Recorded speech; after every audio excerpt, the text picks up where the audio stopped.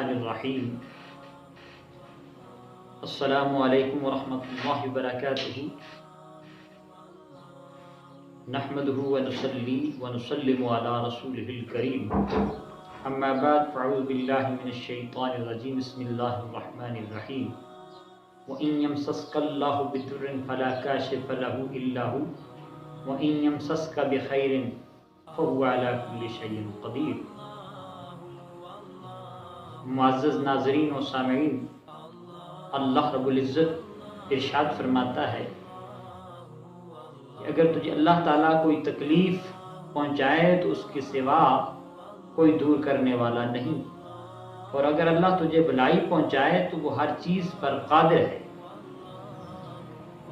حضور نبی رحمت صلی اللہ علیہ وآلہ وسلم کا ارشاد گرامی ہے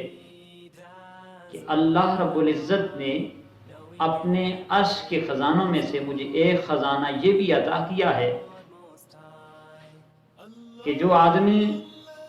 لا حول ولا قوت الا باللہ العلی العظیم پڑھے اس کے 99 مصائب اللہ تعالیٰ دور فرما دے گا، اور ان میں سے جو کم سے کم مصیبت ہے وہ یہ ہے کہ دل کی افسردگی، دل کا غم، دل کا اداس ہونا، دل کا بجھا بجھا رہنا۔ جو آدمی اس کا وظیفہ کرے گا اللہ تعالیٰ اس کے دل کو خوشی سے آباد کر دے گا، اس کے دل کو اللہ سکون عطا فرما دے گا۔ تو سامعین محترم، لا حول ولا قوت الا باللہ العلی العظیم کا وظیفہ پڑھتے رہیں، کیونکہ اللہ تعالیٰ کے نبی علیہ السلام فرماتے ہیں کہ اللہ تعالیٰ فرماتا ہے جب کوئی بندہ میرے ساتھ اپنا تعلق جوڑ دیتا ہے تو میں اس کے دل کو غنا سے بھر دیتا ہوں، اس کے دل کو اطمینان سے بھر دیتا ہوں، اور جو بندہ مجھ سے منہ موڑ لیتا ہے تو اس کے ہاتھوں کو دنیا سے بھر دیتا ہوں اور اس کے دل کی دنیا کو اجاڑ کر دیتا ہوں۔ اس کے دل کی دنیا اداس رہتی ہے۔ اگر چاہتے ہو کہ دلوں میں اطمینان رہے، دلوں میں سکون رہے، تو اللہ کی یاد میں لگ جاؤ، اور اللہ کی یاد کا سب سے عظیم طریقہ ہے وہ ہے نماز۔ نماز کی فکر کرنا شروع کر دو، اللہ تعالیٰ دنیا کی ہر فکر سے آپ کو آزاد کر دے گا۔ اور ایک اور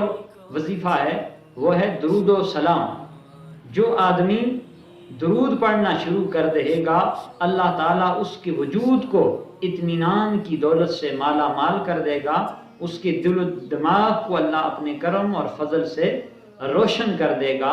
تیسرا وظیفہ یہ ہے، حضور نبی رحمت صلی اللہ علیہ وسلم نے فرمایا جو آدمی صبح کے وقت 3 مرتبہ پڑھے بسم اللہ الذی لا یضرہ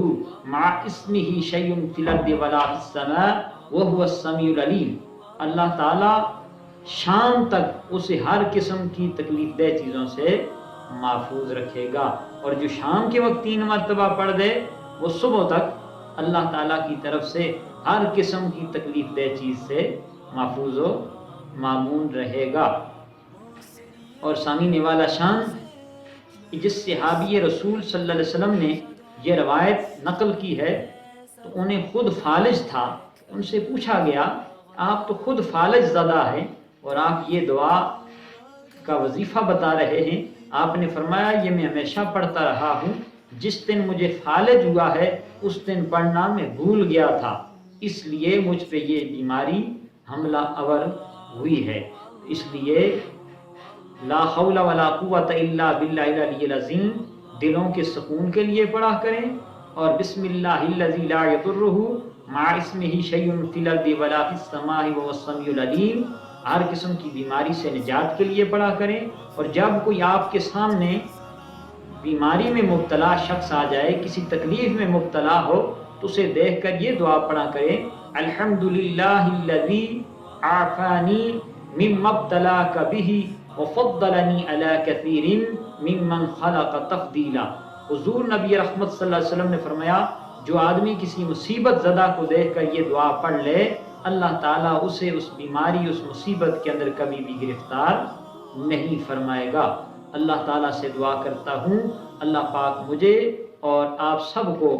اپنی یاد کرنے کی توفیق عنایت مرحمت فرمائے۔ ہمارا چینل ذوق اسلام، اس کو سبسکرائب کر دیں اور لائک کر دیں، آگے فارورڈ کر دیں، تاکہ یہ نئی آنے والی اسلامک ویڈیو آپ تک بدستور پہنچتی رہیں۔ وما توفیقی الا باللہ۔